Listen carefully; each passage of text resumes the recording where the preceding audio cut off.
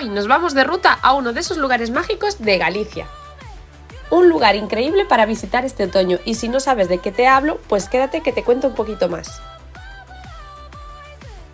Pero antes de llegar a este lugar mágico tendremos que ganárnoslo y tendremos que recorrer un sendero cortito de aproximadamente 2 kilómetros.